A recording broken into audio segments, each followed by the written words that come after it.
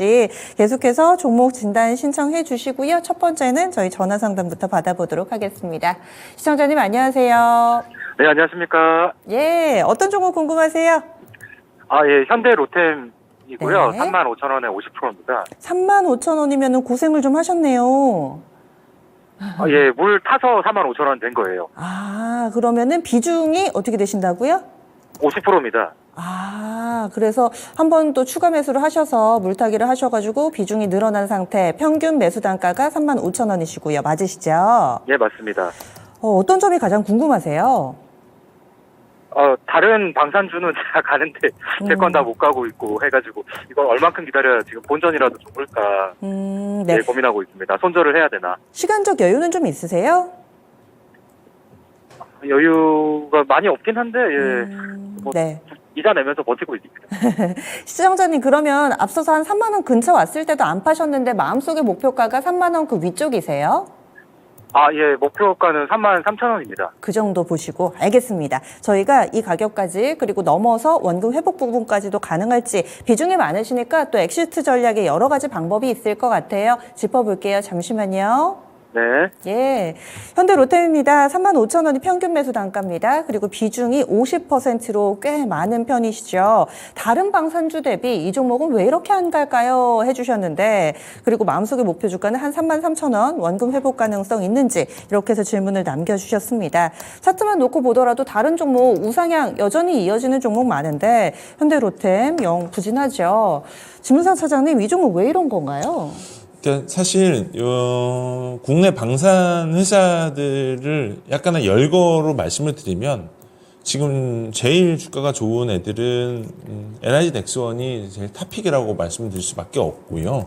그리고 하나 에어로스페이스가 두 번째, 그리고 이제 현대로템, 그리고 한국항공우주 정도 순으로 말씀을 드려야 될 것 같은데 이게 사실 현대로템 같은 경우는 개인적으로 볼 때는 저는 되게 좋은 것 같은데 주가가 그동안에 이제 방산 같은 어떤 섹터들은 이게 우리가 이제 유심히 바라볼 수밖에 없는 이유는 이제 시장에 대해서 굉장히 민감하게 작용이 돼요. 첫 번째 같은 경우가 현대로템 같은 경우는 올해 3월 달부터 주가 움직임이 굉장히 좋았었거든요.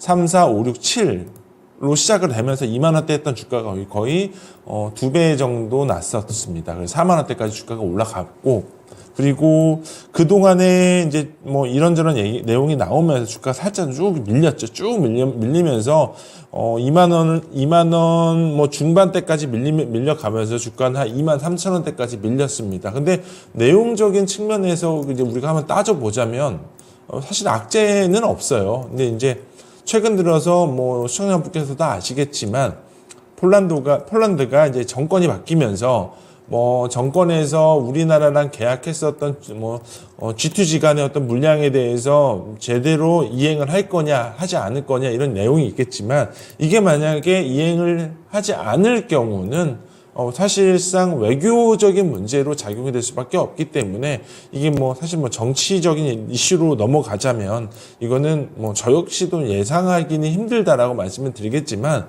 크게 문제가 없을 거라고 다들 이제 평을 하고 있기 때문에 저 역시도 이게 사실 노이즈 아닌 노이즈로 생각을 하는 게 맞지 않을까 생각을 하고 있고요. 그리고 이제 두 번째 같은 경우가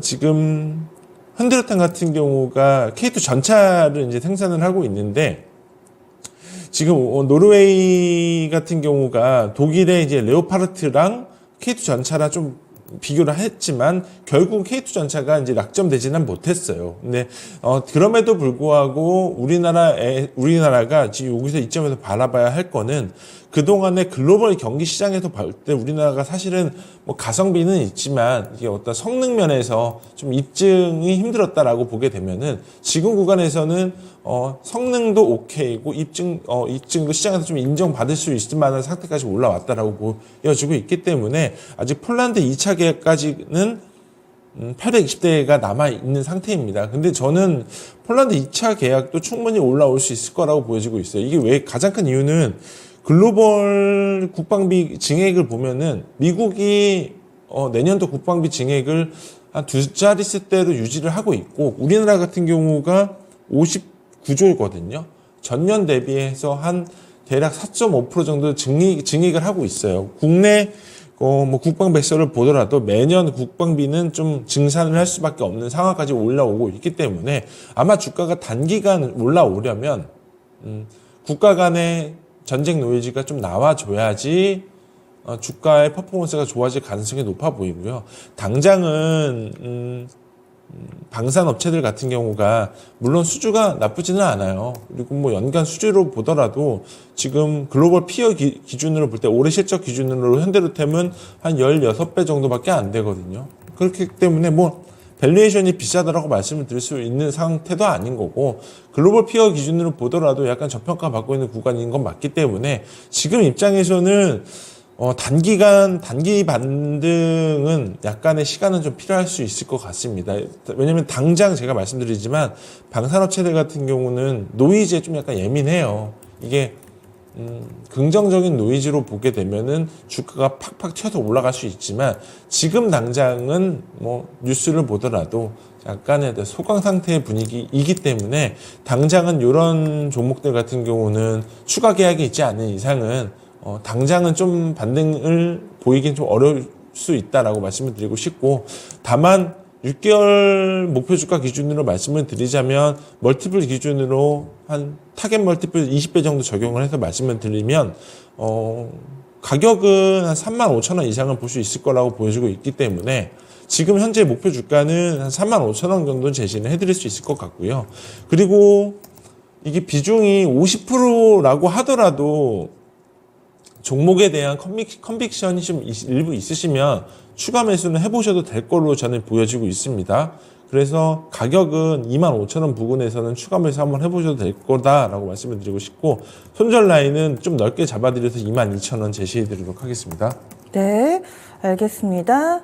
지금 그러면은 조금은 여유 있게 시간 투자를 하시고 또 이슈가 나와야지만 움직인다 이렇게 얘기를 해주시는데 목표가는 한 45,000원 정도 그리고 또 비중이 좀 높다고 생각했는데 추가 매수 가능성도 열려있다 이렇게 설명을 해주시네요. 이 종목에 대한 확신이 있다면 추가 매수도 괜찮다라는 의견 주셨는데 시청자님 더 궁금하신 점은 없으세요? 네, 추가 매수를 할 수 있다면은 몇 프로 정도 더 이렇게 진행하는 게 좋을까요? 네, 더 남는다면 비중은 어느 정도까지 가능할까요? 추가 전체 비중에 대해서는 한 10% 정도 추가 매수 가능성이 있어 보입니다. 예. 시청자님 답이 좀 되셨어요? 아, 예, 감사합니다. 예, 한번 고민해 보세요. 네, 감사합니다. 예. 그래도 목소리가 좀 씩씩합니다. 그리고 끊을 때 즈음에 원금 가능성 정도까지 저희가 목표가로 말씀을 해드려서 그런지 좀 더 가뿐한 목소리 들으면서 저희가 마무리 지을 수 있어서 기분이 좋은데 이 종목 무겁기는 하지만 그래도 종목이 나쁜 건 아니니까 조금 더 진득하니 지켜보시면서 대응 전략 세워보시고 또 잘 마무리 지으셨으면 합니다. 현대로템 알아봤습니다.